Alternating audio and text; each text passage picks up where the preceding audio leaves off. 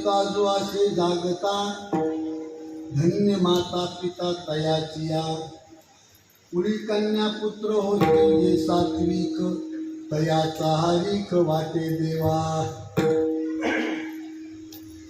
प्रस्तुत प्रसंगी सेवेकरता निवडलेला अभंग आपल्या महाराष्ट्राचे लाडके संत, ज्यांना पाचवा वेद म्हटलं जातं, असे श्री संत देवनिवासी जगद्गुरु तुकोबाराया यांचा हा अभंग असतो. त्या अभंगाचा भाव असा, इकडे लक्ष द्या. माणसाच्या जन्माला येऊन ज्या माणसाने आपलं नाव चंद्र सूर्य आहे तोपर्यंत जिवंत कसं राहील हा प्रयत्न केला, त्याचे मायबाप धन्य. माणसाच्या जन्माला येऊन ज्या व्यक्तीनं क्रांती केली, तुकाराम महाराज म्हणले त्याच्याबद्दल आनंद मला होतो हे नवल नाही, तयाचा हरिक वाटे देवा. पण असं नेमकं काय केलं पाहिजे मनुष्य जन्माला आल्याच्या नंतर अभंगाच्या 3ऱ्या चरणात वर्णन केले. गीता भागवत करीती श्रवण. आवाज कमी कर, भाज दे थोडा, आवाज स्वच्छ ठेवू नका होता तुझा. गीता भागवत करीती श्रवण, अखंड चिंतन विठोबाचे. गीता भागवत अशा थोर ग्रंथाचं मनन पठन आणि भगवंताचं नामस्मरण. जगद्गुरु तुकाराम महाराज म्हणले अशा व्यक्तीची सेवा जर माझ्या जीवनात प्राप्त झाली तर मी केव्हा भाग्यवान. का म्हणे मग घडून त्यांची सेवा, तरी माझ्या दैवा पार नाही. सेवेला सुरुवात करण्यापूर्वी थोडासा परिहार तो म्हणजे असा. अनेक संतांच्या पदस्पर्शाने पावन झालेल्या या सुकापूर नगरीमध्ये अनेक वर्षापासून चालत आलेली ही भगवंताची संतांची सेवा, आणि त्यामध्ये आज ही मला वाटतं 6व्या दिवसाची सेवा. आजीवलीला माझं कीर्तन ऐकलं इथल्या भाविकांनी आणि ही सेवा माझ्याकडे दिली, आणि ते निमंत्रण स्वीकारून या ठिकाणी येण्याचा योग. म्हणून तुम्हा सर्व शेतकरी मायबापांचं मला दर्शन घडतं हे माझं परम भाग्य. स्वानंद स्वामी त्यांचा आशीर्वाद, अनेक संतांची कृपा, आणि आमचे आदरणीय संतोष भाऊ बीडकर यांनी ही सेवा माझ्याकडे दिलेली. अधूनमधून ते जनार्दन बाबा कुठे गेले, ते जेवायला गेले माहिती, सारखा फोन विचारायचा. अधूनमधून त्यांनी स्मरण करून दिले, त्यामुळे तुम्हा भाविकांचं दर्शन मिळतं. इकडं लक्ष द्या. मानवी जीवनातलं नेमकं हित म्हणजे काय? आपण आपल्या जीवनामध्ये संपत्ती, पैसा, धन याला हित समज काय जवळ घेऊ.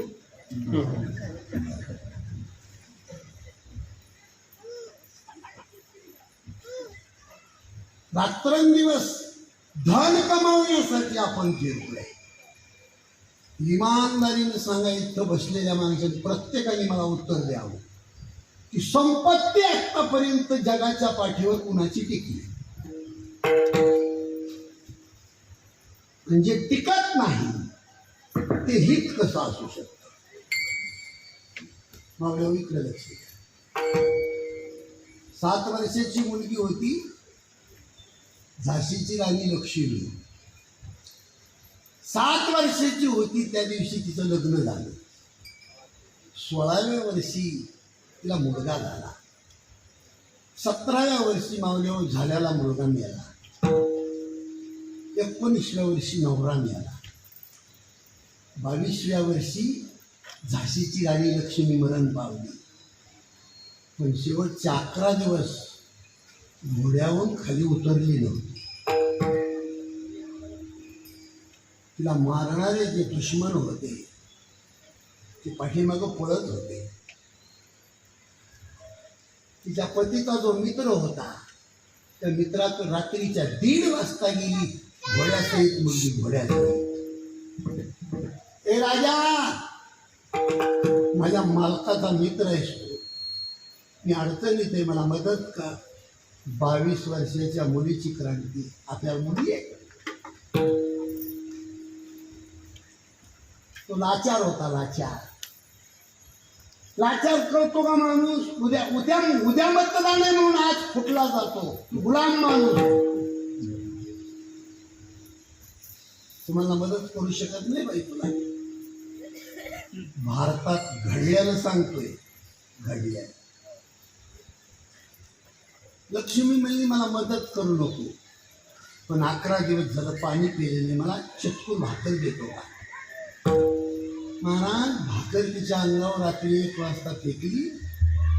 त्या भाकरीचा तुकडा मोडून मुलीने तोंडामध्ये घातला. भाकर कडू झार लागली, कडू झार. भाकर का कडू लागली म्हणून लक्ष्मीनं खाली पाहिलं तर मावले घोडं रडत होती. ज्या घोड्यावर होती ते घोडं, त्या घोड्याच्या डोळ्यातलं पाणी बोलत होतं. लक्ष्मी, या हरामखोर माणसाच्या भाकरीचा तुकडा कशाला तोंडात घातला? तुला माहित नाही का मी सुद्धा उपवासी आहे? मरण आलं तर 2 जण सोबत जाऊ आपण. त्या लाचार माणसाची भाकर फेकून. घोडं बोलत होतं, असं समजू नका तुम्ही माणसाला लय अक्कल आहे म्हणून.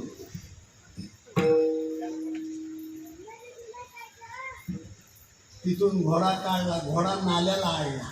नाल्याला आणला, दुश्मनाने ती मुलगी गाठली, तिच्यावर वार केले, खाली पडली. पण खाली पडल्यावर उठून उभी राहिली. दुश्मन आधी मारले, नंतर धरणीवर पडून प्राण सोडले. आधी दुश्मन मारले.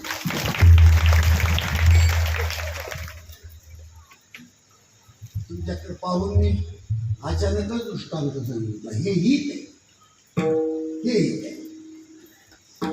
सूर्य आणि चंद्र जिवंत आहे तोपर्यंत 22 वर्षाची मुलगी अमर आहे. त्या जातीला मरण कुठे होतं? आपण दिवसात 2-4 बऱ्या पावडर लावतो, घरातल्याच माणसाला गोड बोलत नाही. मराठी कळते नाही माणसं. काही जीवन आहे आपलं. घरातल्या माणसावर सुद्धा प्रेम करू शकत नाही. इतकं हलकट अंतकरण.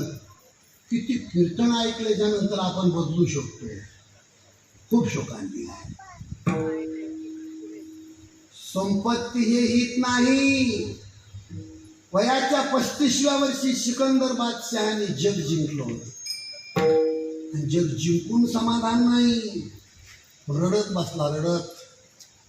प्रधानाने विचारलं कारण का? तो सिकंदर म्हणतो, मी जग जिंकलंय तरी समाधान नाही, आता काय जिंकू याचं दुःख आहे. आणि 35व्या वर्षीच मिळाला सिकंदर बादशाह.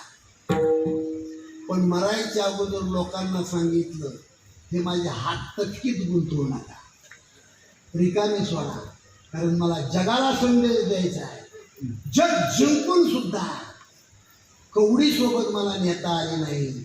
येताना तर उघडा चालतो, जाताना सुद्धा उघडा गेलो.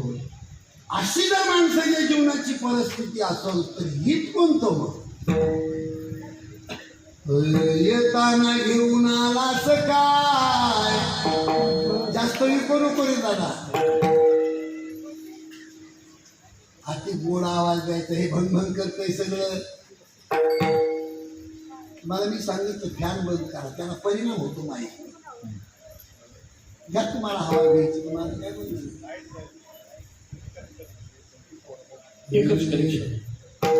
बरं. सगळ्या गावाचं तरी जोडायचं ह्याला. येताना घेऊन आलास काय, जाताना घेऊन जाशील काय?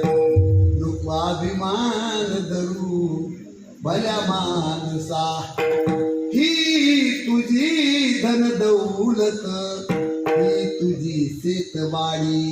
जाताना येथेच राहील दादा, तुझ्या जीवनाची रे बैल जोडी. संताच्या सज्जनाचे नको अवमान करू भल्या माणसा येताना घेऊन आलास काय, जाताना घेऊन जाशील काय, नको अभिमान धरू भल्या माणसा. सुकापूर मध्ये ज्या माणसाचं नाव जिवंत राहावा असं ज्या माणसाला वाटतंय त्या माणसाने या गावातल्या प्रत्येक माणसाच्या कामाला पडावं लागतंय. आणि सगळ्यात महत्वाचा मुद्दा सांगतो मी, ज्या माणसाला वाटतंय गावाने माझा सन्मान करावा त्या माणसाने अगोदर 1000 पट अपमान खपवायचं शिकावं. ज्या माणसाला वाटतं अख्ख्या गावाने माझी स्तुती करावी त्या माणसाने अगोदर 1000 लोकांच्या शिव्या पचवायचं शिकावं. नंतर समाज त्या माणसाला मांडीवर घेतो. विठाला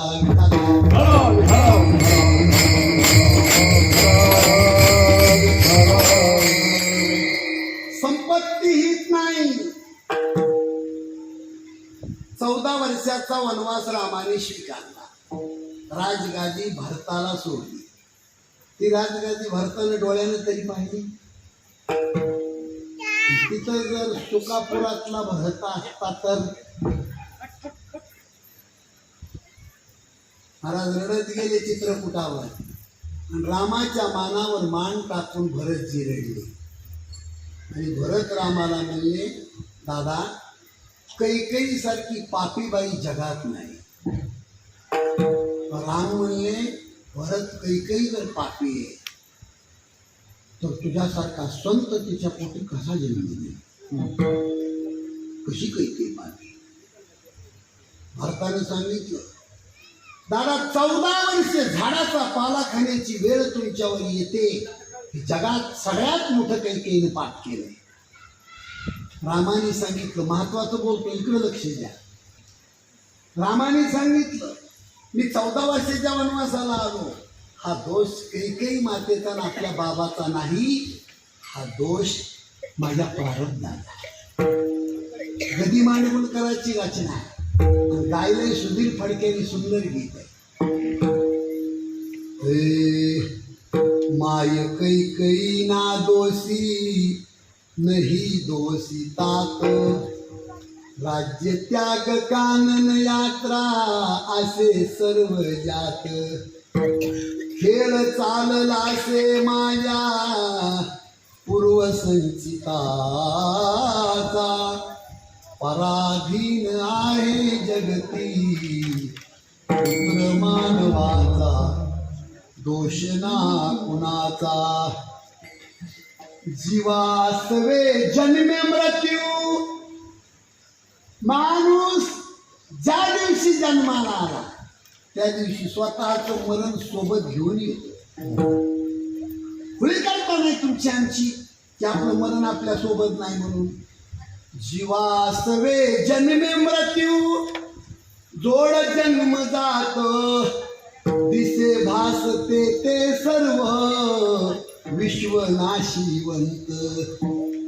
काय शोक करिसी वेड्या स्वप्नीच्या फळाचा, पराधीन आहे जगती पुत्र मानवाचा, दोष ना कुणाचा. मावशी आमच्या बीडला एका बाईने 20 वर्ष लोकांची फरशी पुसली आणि बापाने मार्केटमध्ये पाठीवर पोते वाहिले. आणि मुलाला वाटलं माझी आई बाप इतकं काम करतेत म्हणून होत करू मुलगा. मेहनत करून MBBS ला नंबर लावला. 5 वर्षाचा कोर्स केला आणि डॉक्टर झाला मुलगा. आईला फोन केला, आई 20 वर्षे माझ्यासाठी लोकांची फरशी पुसलीस, धुणे भांडे केलेस. आई तुझ्या कष्टाचं फळ घेऊन बीडला येतोय मी उद्या. रात्रभर माईला झोप नाही. माझा वाघ डॉक्टर झालाय. काय माझ्या लेकराला जेवायला करू, काय करू त्याच्यासाठी. आईचं प्रेम लेकरावर किती असतं जगात सांगू शकत नाही कुणी. त्याला आईच व्हावं लागतं. रात्रभर झोप नाही, पंचायतीचं ताट, दारात रांगोळ्या, माझ्या संसाराची दशा सांगतो. पण पहाटे 4 वाजता ती मावशी बाथरूम मध्ये आंघोळीला जाते आणि लाईटचा करंट लागतो, बाथरूम मध्ये मरून पडते ती बाई. 20 वर्ष लोकांचे भांडे धुतले. माझा वाघ डॉक्टर होईल आणि डॉक्टर होऊन आल्याच्या नंतर त्याला पंचायतीनं ओवाळी मी. पण पंचायतीचं ताट वृंदावनावर राहतंय. बाई बाथरूम मध्ये मरून पडते आणि मुलगा घरी येताना आनंदाने यायचं, ती रडत येतो. ही संसाराची दशा आहे महाराज. म्हणून दिशे भासते ते सर्व विश्वनाशिवंत. असा कुठलाच माणूस या मंडप मधला 2 गोष्टी टाळू शकत नाही, स्वतःचा रोग आणि स्वतःचं मरण. थोडं माझ्याकडे लक्ष द्या. मी तुमच्या घरातला महाराज एकही शब्द फालतू बोलत नाही तुम्हाला मी, आणि कोणत्याही कीर्तनकारांनी एकही शब्द फालतू बोलू नये. वारकरी संप्रदाय जर जिवंत ठेवायचा असेल तर कीर्तनकाराने पैसे कमवण्यासाठी कीर्तनाचा तमाशा करू नये. माझी विनंती. काय सांगत होतो मी तुम्हाला? 2 गोष्टी टाळू शकत नाही दादा आपण, रोग आणि मरण. ही गती मांडगुळकरांची रचना. जरा मरण यातून सुटला कोण प्राणी जात. जरा म्हणजे रोग, जरा मरण यातून सुटला कोण प्राणी जात. दुःख मुक्त जगला का रे कुणी जीवनात. वियोगार्थ मिलन होते नेम हा जगाचा. पराधीन आहे जगती पुत्र मानवाचा. दोष ना कुणाचा. त्याच्या पुढचं चरण बघा किती गोड लिहिले त्यांनी. तुम्ही कुठले पुरुष मंडळी, तुम्ही कुठले, तुमची बायको कुठली? बर, पण किती देवाचा उपकार महाराज.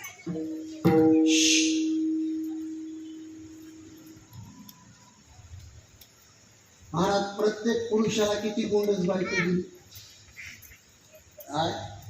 मी कमी करायचा आवाज स्पष्ट दे थोडा. भास देते तर थोडा भास थोडा.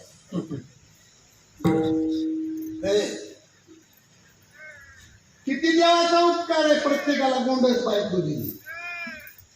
मला वाटतं लग्न झालं नाही काही तर तुमचे.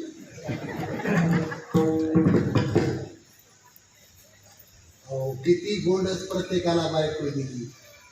आणि बाईला बी किती गोंडस नवरा दिला. तुमच्या पाया पडून सांगतो, कितीही गोंडस नवरा असू द्या, कितीही गोंडस बायको असू द्या, एक दिवस असा उगवणार गोंडस बायको आपल्याला सोडून जाणार, नाहीतर बाईला नवरा सोडून जाणार. एक दिवस असा उगवणार. म्हणून प्रत्येक माणसाने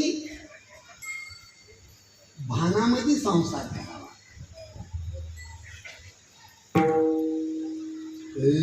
दोन ओंडक्याची होते सागरात भेट.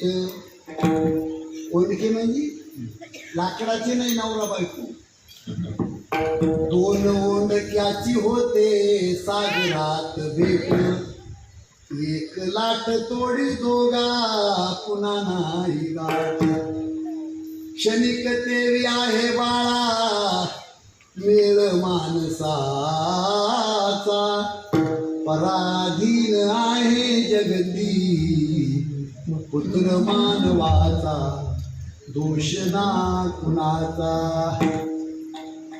म्हणून आईने लेकराला शिकवण दिली की हित कशाला म्हणतात. ज्ञानोबारायांनी 7 मदालशे लिहून ठेवले.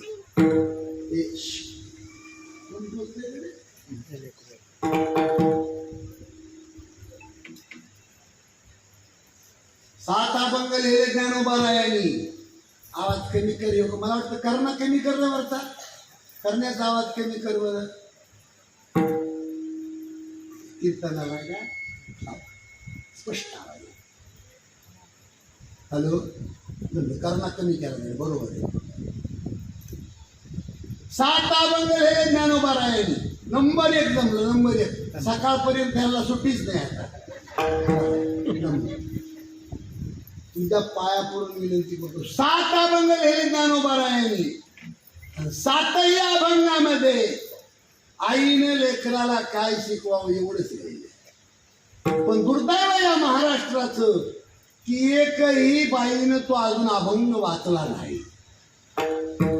बायांचं काय घेऊन बसले. आमच्या महाराज लोकांनी तो वाचला नाही. अजून 7 अभंग आहे. सुंदरपैकी बाळाला सजवलं आणि पाळण्यामध्ये बाळ टाकलं आणि जवानीतली माय हा गाल लेकराच्या गालावर ठेवते. लेकराच्या गालावर गाल ठेवल्याबरोबर आपोआप दरदरून पाहणा येतो त्या बाईला. आणि पाहणा आल्याच्या नंतर गोंडस लेकरू पाहून जितका आनंद होतो तितकंच दुःख होतं त्या बाईला. आनंद होणं कळतंय तुम्हाला, पण दुःख का होतंय. ती बाई बुद्धिमान असते. त्या लेकराचं गोंडस सौंदर्य पाहून त्या बाळाला आई म्हणती, बाळा काय परमेश्वराने तुला घडवलंय माझ्या पोटामध्ये. काय देवाने तुला जन्म दिला गोंडस. पण इतकं गोंडस रूप एक दिवशी समाज पत्र्याच्या शेडमध्ये डिझेल टाकून फुकून देतोय. त्याचं दुःख त्या माईला झालं. आणि तिथून पुढे तिच्या तोंडातून शब्द जे बाहेर पडले ते ज्ञानोबा रायांनी अभंग लिहिले. मदालसा नावाचे 7 अभंग. त्याच्यातलं पहिलं चरण सांगतो तुम्हाला. लेकराला आई म्हणली, जगामध्ये तितकी घाण जागा, गलिच्छ जागा, वक्ती जागा जगात कुठं नाही. अशा घाणीत तू जन्माला आलास. नालास माझ्या पोटी. पाऊल उचलून टाकायला आल्याबरोबर जंगलात निघून जा. देवाचा आणि संताचा शोध घे. त्या अभंग मदालसातलं पहिलं प्रमाण आहे पहा. उपदेश मदाल सा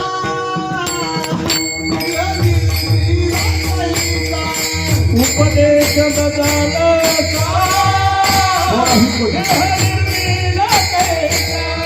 आला शिकवण्यावा मातेच्या गर्भाचा. आला शिकवण्यावा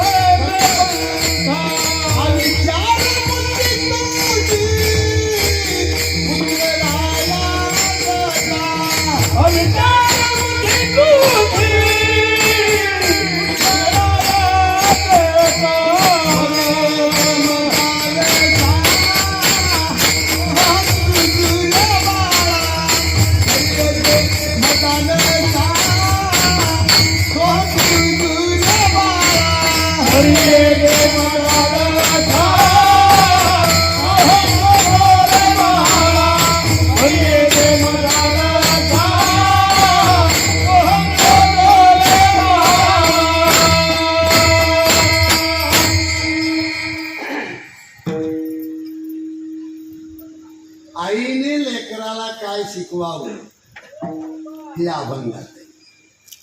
महिला मंडळी, माऊली तुम्हाला सांगतो, संपूर्ण जगाची जडणघडण तुमच्या हातात आहे. माझी माय बहीण समजून तुमच्या चरणावर डोकं टिकवत होती. संपूर्ण जगाची जडणघडण ज्या रात्रीला बाईच्या पोटामध्ये गर्भाची धारणा होते त्या रात्रीपासून 9 महिने 9 दिवस खूप सावध पाहिजे बाई. आणि बाळ जन्माला आल्यापासून पुढं पहिले 10 वर्ष ते लेकरू घडवणं बाई आईच्या हातात. आणि इथं जर चूक केली संपूर्ण घराला रडल्याशिवाय पर्याय नाही. या महाराष्ट्रामध्ये बुद्धिमान आणि स्वाभिमानी बाई एक जन्माला आली, जिजामाता. तिच्या पोटी छत्रपती शिवबा जन्माला आले, महाराष्ट्र घडवला. खूप महत्वाचं सांगतो तुम्हाला. पहिलीच्या वर्गामध्ये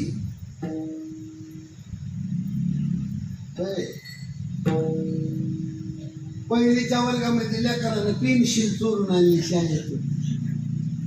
घरी आल्या आल्या कसं करते, आई आई मी पेन्सिल चोरून आणली. आई कशी करते,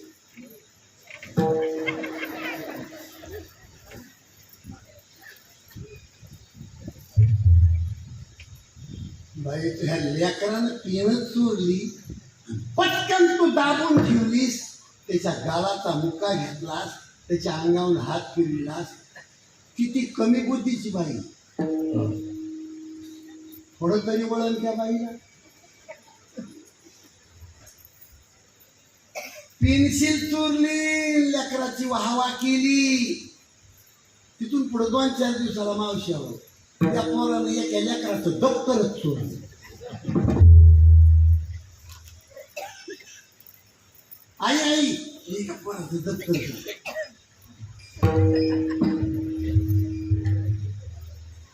बघा आता काय माझ्याकडे पुढल्या महिन्यामध्ये त्या पोरानं मास्तराचा मोबाईलच आणला.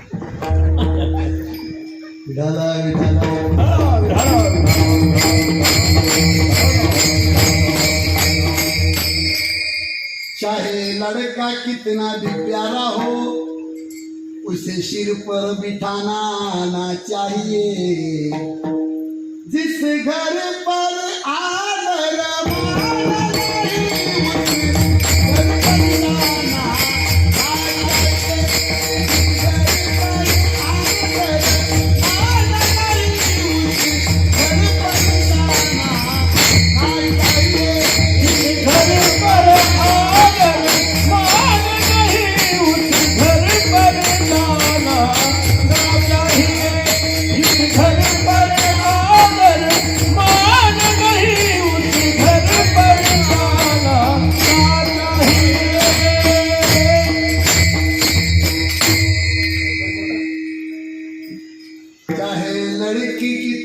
प्यारी हो, उसे घर घर घुमाना आना चाहिए.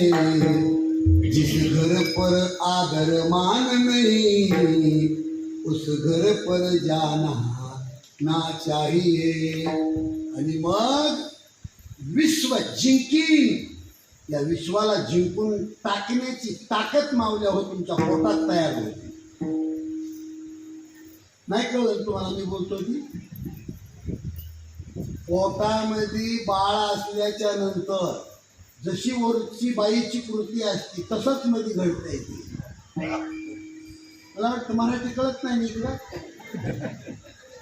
म्हणून सगळ्या मावल्यांना माझा संदेश आहे आजच्या कीर्तनामध्ये. हे खरं कीर्तन आहे, तुमच्या भविष्याची गाठ आहे याच्यामध्ये. तुमच्या घरामध्ये मुलगी किंवा सून गरोदर असू शकते. त्या मुलीनं पहाटे 5 वाजता उठायचे. भारतीय संस्कृतीचा आदर्श संपूर्ण जग घेतं, 196 देश.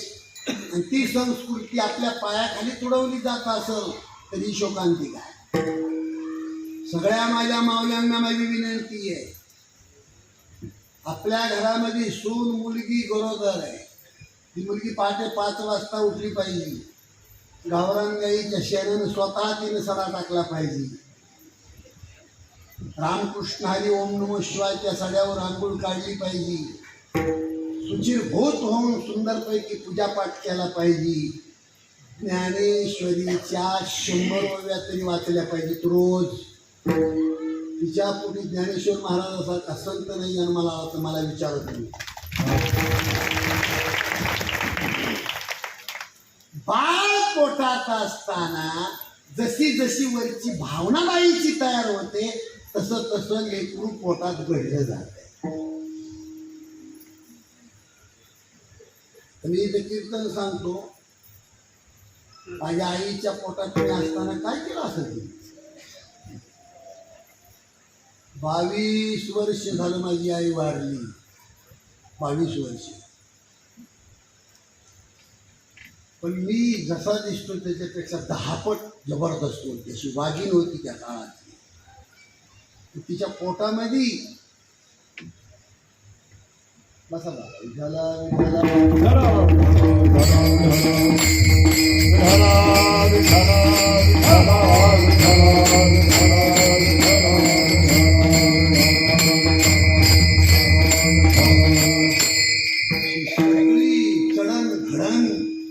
आईपासून मायबापाला धन्यता देता जो हिताच्या ठिकाणी जागृत अवस्थेमध्ये जन्म घेतो त्याचे मायबाप धन्य हे अभंगाचं पहिलं जन्म. आपण हिता जो असे जगता हिता जो असे जगता आपण हिता जो असे जगता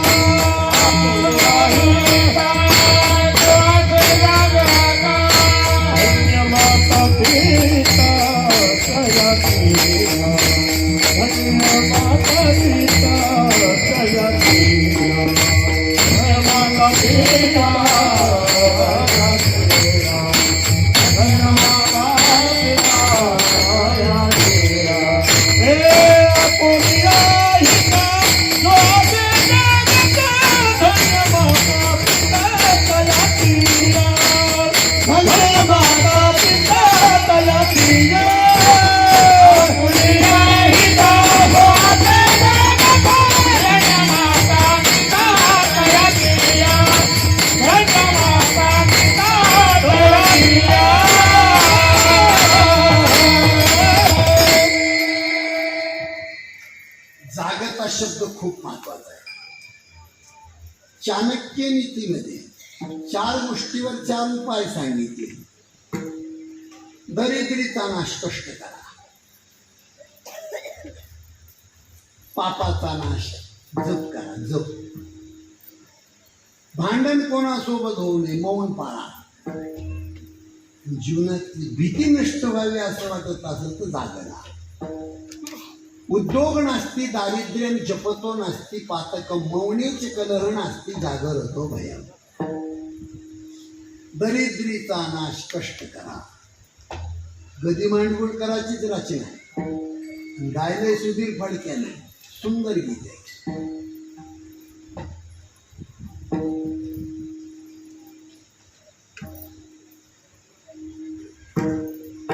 कमी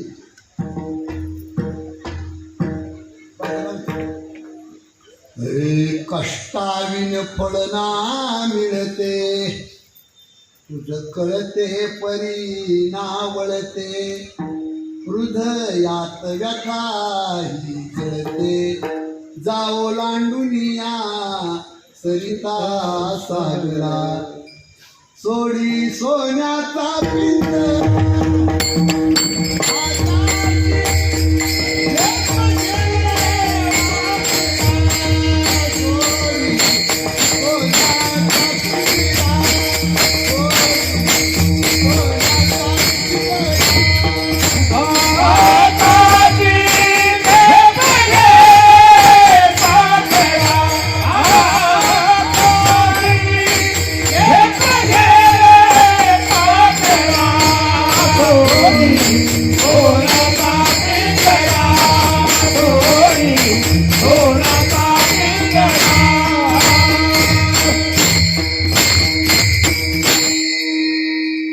पंख दिले देवानी करविहार सामर्थ्यानी दरी डोंगर हिरविरानी जाओ लांडुनिया सरिता सागरा सोडी सोन्याचा पिंजरा आकाशी झेप गेरे पाखरा.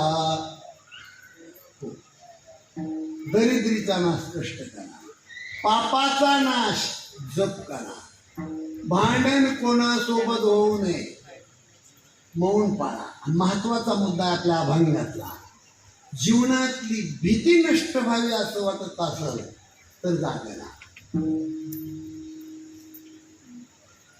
आता जागा कधी राहा, बालपणात, तारुण्यात का म्हातारपणात? बोला बोला ना, बोला. आता घरचं कीर्तन आहे, कधी जागा पाहिजे माणूस?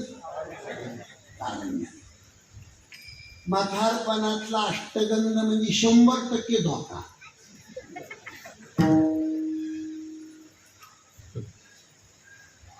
ज्ञानोबारांनी वर्णन केलं ज्ञानेश्वरी मध्ये, 100च्या स्पीडनं माणूस पळत आला. स्पीड कितीची? आणि 5 फुटावर आल्याच्या नंतर त्याला 80 फूट खोलीची विहीर दिसली, त्याची स्पीड कितीची? 100ची. कुठं जाणार तो? कसला म्हातारपणाचा अष्टगंध. वय संपल्याच्या नंतर जास्त डोक्यात विचार आणून कामाला लागणं काही मतलब नाही. तारुण्यामध्ये सगळं जग जिंकू शकतो ना. तारुण्य मला सांगतो, माणसाचं जीवन सुवर्ण संधी आहे. त्याच्यात त्या तारुण्य हा सुवर्ण योग आहे माणसाच्या जीवनात. सुवर्ण महोत्सव आपण सप्ताह साजरा करतो का नाही? ही तारुण्यातली गोष्ट आहे. आणि जर लोकांनी त्याच्यामध्ये टक्केवारी चांगली दिली तर अमृत महोत्सव. नाही तर 51 वर्षी म्हणू शकतो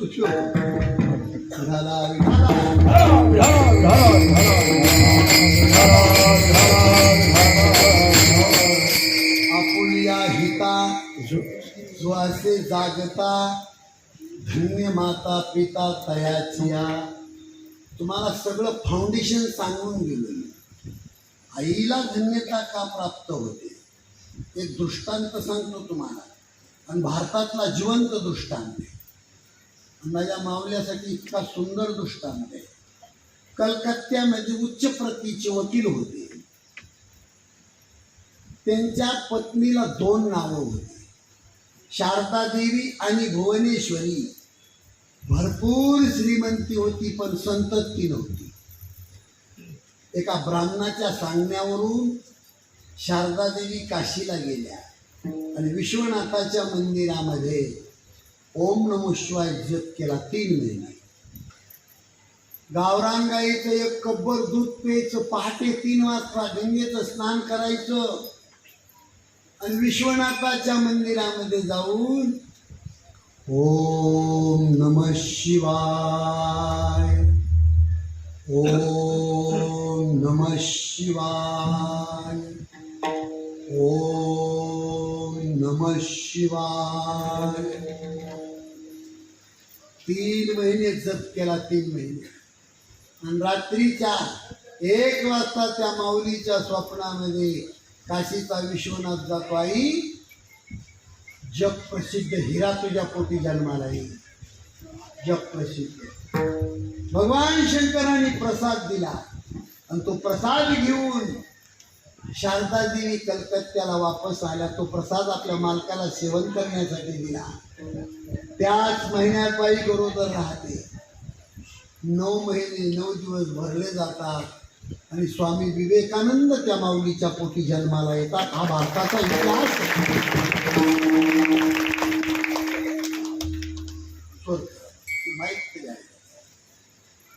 माईकला ट्रबल दे बाबा, थोडं माईकला ट्रबल दे.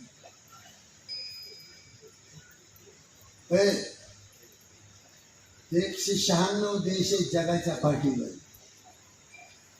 असा देश नाही की त्या देशामध्ये स्वामी विवेकानंदाचं साहित्य नाही. महिला मंडळी, कीर्तन कुठे गेलो माझा आताची? आहे का तुमचं चित्त जागे? घातला महाराज लगेच खात्या. काय दृष्टांत सांगितला तुम्हाला मी? 196 देशामध्ये स्वामी विवेकानंदाचं नाव जिवंत आहे. ही कुणी क्रांती केली? कुणी? मतदानाचे पैसे घेणार मी नाही. कुणी क्रांती केली? शारदा देवीनं. चंद्र सूर्य आहे तोपर्यंत स्वामी विवेकानंद जिवंत आहे. म्हणून धन्य माता पिता माय बापाने हिरा घडवल्याच्या नंतर तो हिरा जर क्रांतिकारक जन्माला आला तर त्याने केलेली क्रांती कितीही मोठी असेल, जगद्गुरु तुकाराम महाराजांनी त्याला भाव नाही दिला, त्याच्या मायबापाला भाव दिला. धन्य माता है, धन्य माता पिता दयाचिया. मग ती मुलगी असो किंवा मुलगा असो, अभंगाचं दुसरं आकुळी कन्या पुत्र होती देसा पिता. आकुळी कन्या पुत्र होती देसा पिता. आकुळी कन्या पुत्र होती देसा पिता.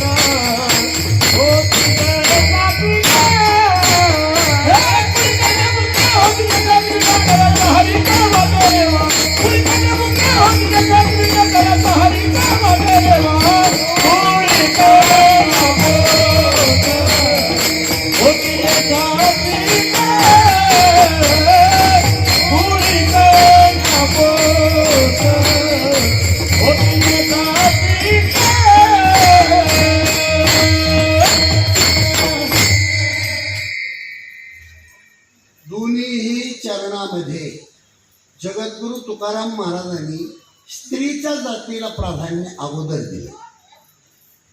पहिल्या चरणामध्ये अगोदर माता आहे, नंतर पिता आहे. दुसऱ्या चरणामध्ये अगोदर कन्या आहे, नंतर पुत्र आहे. का बरं असो? सज्जनानो, मातृत्वाचा पराक्रम करणारी जात या जगामध्ये जर कोणची असेल तर ही माऊल्यांची नात आहे. एक मिनिटाचा दृष्टांत देतो तुम्हाला. दवाखान्यामध्ये 2 दिवसापासून बाईचं बाळंतपण व्यवस्थित होत नाही. म्हणजे ज्ञानोबरायांनी वर्णन केलंय. 9 मास कष्टलासी दाव्याने प्रसूत झाली, येताची कर्म जाड तुझी मान अडकली.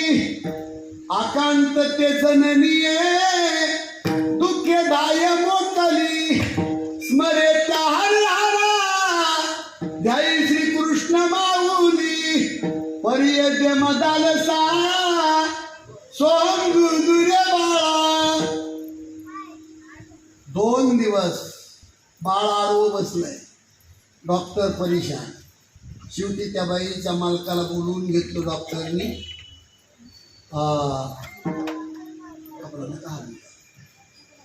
रावसाहेब, हो, 2 पैकी 1 जगू शकतो.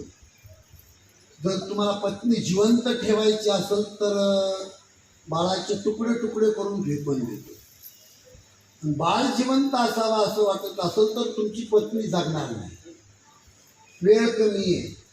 त्या बाईचा मालक म्हणतो, डॉक्टर साहेब 10,000 रुपये मी एक्स्ट्रा देतो, पण होता होईल तेवढं लवकर माझी पत्नी सुरक्षित ठेवा. बाळाचे तुकडे तुकडे करून फेकून द्या. पण त्याही वेळेला डॉक्टरवर धर्मसंकट.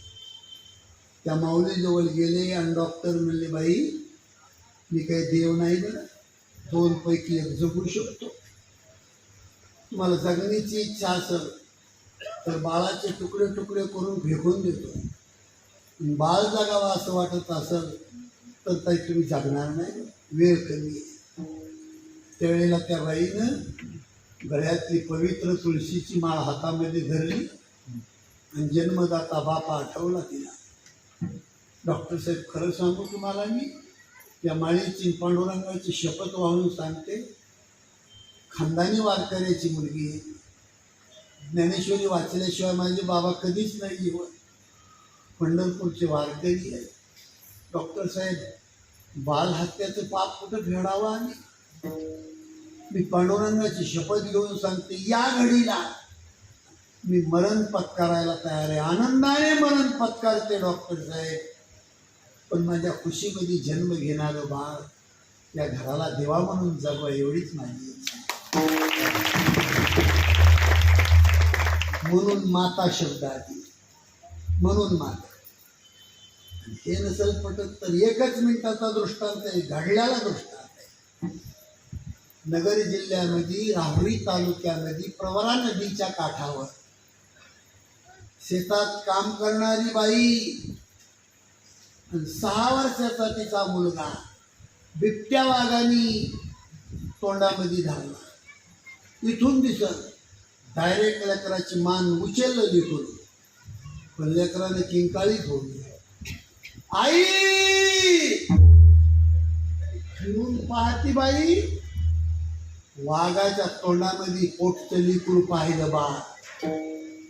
वाघावर धावली बाई, धावली. वाघाच्या तोंडातलं बाळ जाऊन धरलं, असं मांड्या धरल्या. लेकराची मान वाघाच्या तोंडात आणि मांड्या आईच्या हातात. मी असं विचारतो तुम्हाला, वाघापासून बाई दूर केली, पण वाघ होता. लेकरासहित आईसहित मायलेकर ओढीत नेले आणि छोट्याशा डोंगराच्या दरीमध्ये गेल्यावर वाघानं असा हसाडा मारला. कटकून लेकराची मान मोडली, रक्ताच्या चिरकांड्या लागल्या.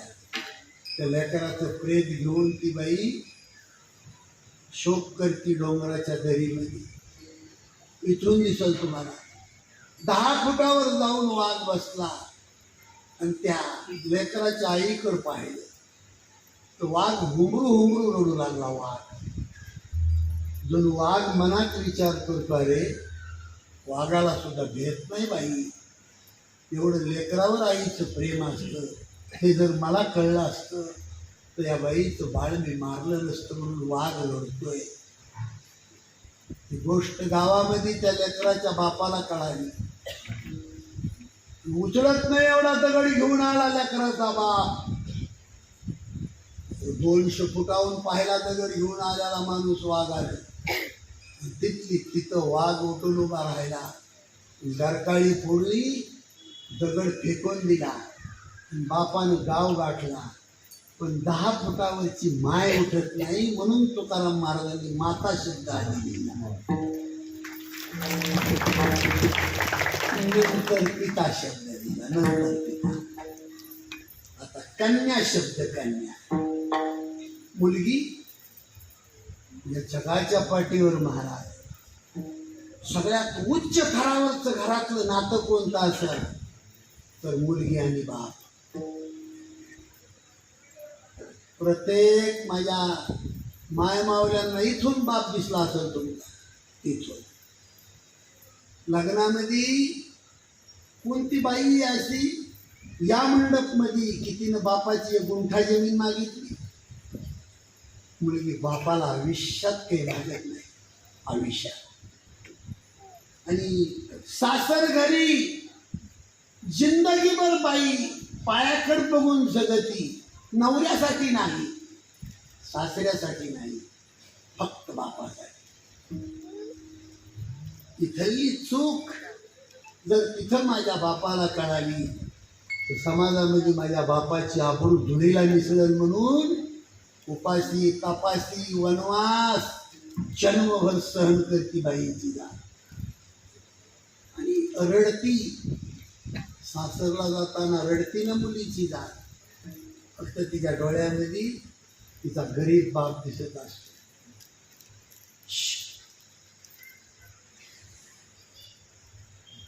इथून दिसत मावले होतो ना. कपाळाला बाशिंग असते तुमच्या. जुना काळ आठवा सनईचे स्वर वाजतात. आणि गरीबाची मुलगी असली तरी वाट लावायला अख्खा गाव असतो. मुलगी तुम्हाला इथून दिसत. तिथं आजी बसली, तिथं आजोबा बसले. वाघावणी बाप असला तरी मावले हो मुलीला वाट लावताना जन्मदाता बाप असा लहान होता. पुरुष मंडळीमध्ये महिला मंडळीमध्ये आई असते. त्या कवल्याला मोठा भाऊ, त्या कवल्याला छोटा भाऊ. तुम्हाला इथून लग्नात तुमचं घर सोडताना तो दिवस आठवल, इथून आठवल. फक्त मुलीला एकच दिसत असते, 1 महिना झालं माझ्या जन्मदात्या बापानी माझ्या लग्नासाठी किती लोकांचे पाय धरले. लग्नात 5 दिवस माझा बाप जेवला नाही. प्रत्येक मुलीच्या डोळ्यात. मुलगी पळत जाती आणि आजीच्या पाया पडती. आजी येते, मी आजी येते. अंगावर हात फिरवला, आजीने कवटाळलं. आजोबाकडे जाती मुलगी, बाबा येते मी, बाबा तुमची तब्येत सांभाळा बाबा. मुलगी आईच्या मानावर मान टाकती. आई तुला माझी शपथ आहे बाबा, दिवसभर कबाड कष्ट करतो माझा बाप, आणि जेवायला बसलो कधी कधी आई तू आडवं बोलतेस, तुला माझी शपथ आहे. मोठ्या भावाकडे बहीण पळत जाती. मोठ्या भावाला कवटाळून बहीण संदेश देती, दादा येते मी, पण तुला खरं सांगू दादा, आपल्या बाबाचं वय झालं. संसाराचा गाडा ओढायची ताकद आपल्या बापामध्ये नाही. आता कोण दिवस येईल कैसा, नाही देहाचा भरवसा. आपल्या बाबावर लक्ष ठेव बरं तू. लहान भावाकडे बहीण पळत जाते. एका अंथरुणात झोपलेले, एका ताटात जेवलेले, सोबत शाळेत गेलेले बहीण भावांना पळत जाते बहीण, आणि भावाला कवटाळून रडते. बहिणीच्या लग्नात 5 दिवस भाऊ जेवल्याला नसतो. तो इथून दिसत तुम्हाला डोक्याचे केस विस्कटलेले असतात. बहिणीने कवटाळून टाहो फोडला, भैया येते बरं मी येते, पण तुला शपथ आहे माझी. लहान भावाला बहीण जाताना म्हणते, जन्मभर आपल्या बापानी शिळं खाल्लं, आपण ताजं खाल्लं. जन्मभर आपल्या बापानी हटके कपडे घातले, आपण नवे घातले. इथून पुढे आपल्या जन्मदात्या बापाला दुःख होईल असं कधी जगू नको. येते येते बरं मी येते. कितीतरी घरामध्ये दारू पेताडाच्या घरात औषध पिऊन मुली मेल्या महाराष्ट्रात. पण लग्नाचं कर्ज माझा बाप अजून फेडू शकला नाही, म्हणून लहान तोड घेऊन काय बापाच्या घरी जाऊ म्हणून खटकाच्या घरात नेल्या गरीब मुली. पण बापाची आबरू नाही जाऊ दिली महाराज. म्हणून कन्या शब्द अगोदर आहे. कन्या, कन्या जब घर छोड़ती है तो केवळ अपने बाप की भलाई चाहती है. आता दुसरा प्रश्न आहे माझ्या मावल्यावर, एवढं प्रेम जर मुलगी बापावर करत असेल तर त्या मुलीची दवाखान्यात हत्या का होते? स्त्री भ्रूण हत्या इकडे होत नाही ना? खरं बोलायला महाराज, महाराष्ट्रात बंद आहे आपल्या, पण बाहेर चालू आहे ना. आजही बाहेर जाऊन बाई 50,000 रुपये डॉक्टरला देती आणि पोटातली मुलगी मारून टाकती. मी पांडुरंगाच्या दरबारामध्ये भीक मागतो मावशा. या कीर्तनामध्ये 5 माझ्या मावल्यावर परिणाम झाला. 5 मुली जर जगवल्या तुम्ही, अख्खा 7 सार्थ केला. पुन्हा आवर्जून सांगू तुम्हाला, मी 4 मुलीचा बाप आहे. मला किती का तुम्हाला ऐकू येत नाही? किती? 4 मुली मला. जाता जाता मावश्या म्हणतात,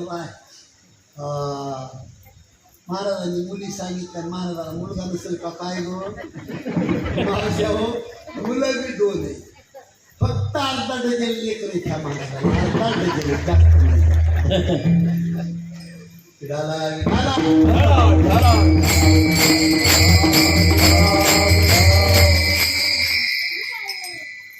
मी नारदाच्या गादीवर बोलतोय बरं का. मुलीच्या जातीवर माझा जीव पाडते. कोणतीही मुलगी दिसली की मला वाटतं ही माझी आहे.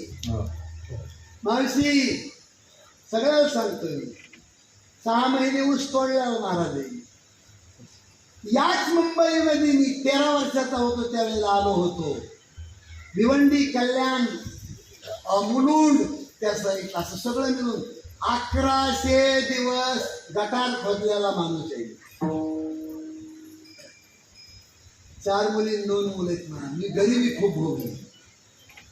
पण नारदाच्या गादीवर सांगतो, माझ्या कीर्तनाच्या रामायणाच्या दक्षिणामधून महाराष्ट्रामध्ये 150 गरीब मुलीचे लग्न केले. दक्षिणा सोडणार नाही तुम्हाला आम्ही. तुम्हाला मराठी कळलं ना का? तुम्हाला दक्षिणा नाही सोडणार, पण ती दक्षिणा गरीब मुलीच्या लग्नात अर्पण करणार. म्हणून 2 मुली माझ्या डॉक्टर आहेत. अतिशय बुद्धिमान मुली. लातूरला 3 हॉस्टेल आहेत मुलींचे माझ्या. डॉक्टर होणाऱ्या मुलीसाठी 3 हॉस्टेल आहेत. एका मुलीची, एका माझ्या मुलीची, मोठ्या मुलीची. मुलगी काय करू शकत नाही. आणि 25,000 रुपये तुम्ही डॉक्टरला दिले, पोटातली मुलगी तुमचा भारताचा पंतप्रधान होऊ शकते ना. ते रत्न मारता तुम्ही. कल्पना करा, 2.5 महिन्याचा पोटातला गर्भ आणि डॉक्टर कामाला लागला. डॉक्टरनं हातामध्ये छलीन हातोडा घेतला. मावशो तुम्ही कल्पना करू शकत नाही. मुलीची जर हत्या करायची ठरली पोटातली, तर अगोदर त्या मुलीचं डोकं डॉक्टर छलीनं हातोड्यानं फोडतोय.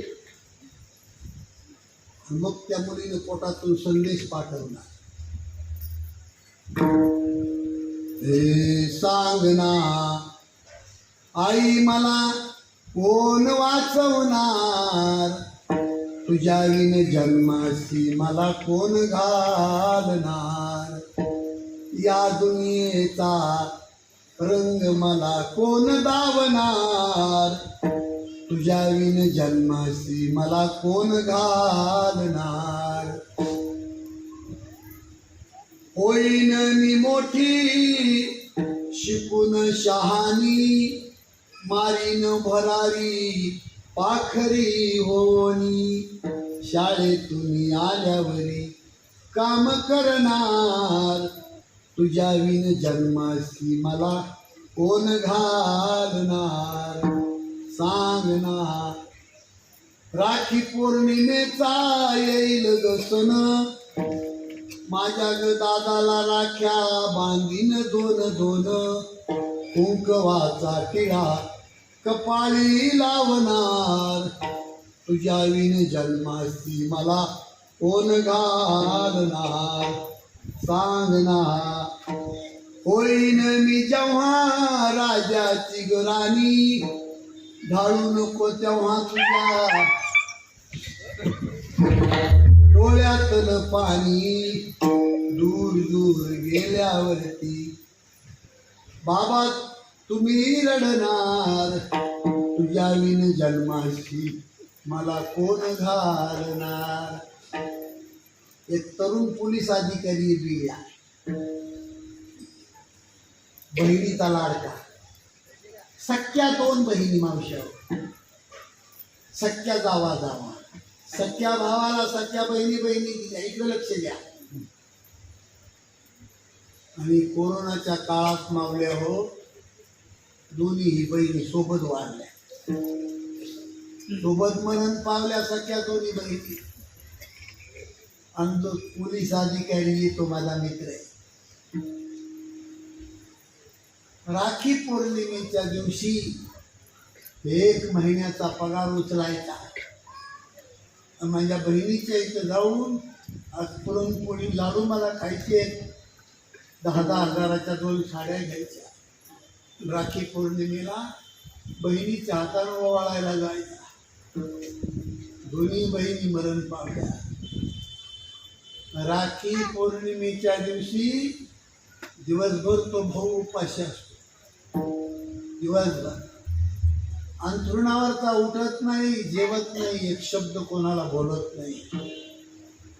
मला फोन लावतो, चोले महाराज आज राखी पौर्णिमा आहे. सकाळी 9 वाजता माझ्या 2 बहिणी मला राख्या बांधायच्या. कोणाच्या हाताने राखी बांधावी?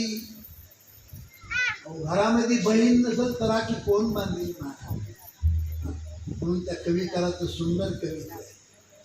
हे राखी पौर्णिमेचा येईल ग सण, माझ्या ग दादाला राख्या बांधीन 2-2, कुंकवाचा टिळा कपाळी लावणार, तुझ्या विन जन्माशी मला कोण घालणार सांगणार. प्रत्येक माझ्या माऊलीच्या डोळ्यामध्ये पाणी आहे. बरं का? मला संतोष भाऊ बोलले, चोले महाराज आजीवदीला तुमचं कीर्तन झालं, अख्ख्या सप्त्यात 1 नंबरला. आजही लोक तुमचं कीर्तन विसरत नाही. म्हणून हरेक माणसाचे डोळे भरून कसे वाटेल असं भावपूर्ण कीर्तन माझ्या सुकापूरमध्ये करा. मला फोनवर सांगितलं, तुमच्या डोळ्यामध्ये पाणी जे आलंय हे करमणूक पुन्हा किंवा देखावा म्हणून नाही, म्हणजे एकच इच्छा आहे, हे डोळ्यातलं पाणी इथून पुढं सुकापूरमधली मुलगी मरू देणार नाही, याचा मला आत्मविश्वास आहे.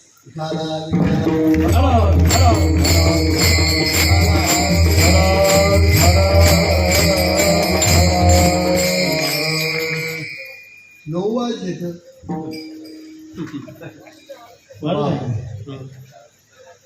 नऊ वाजले.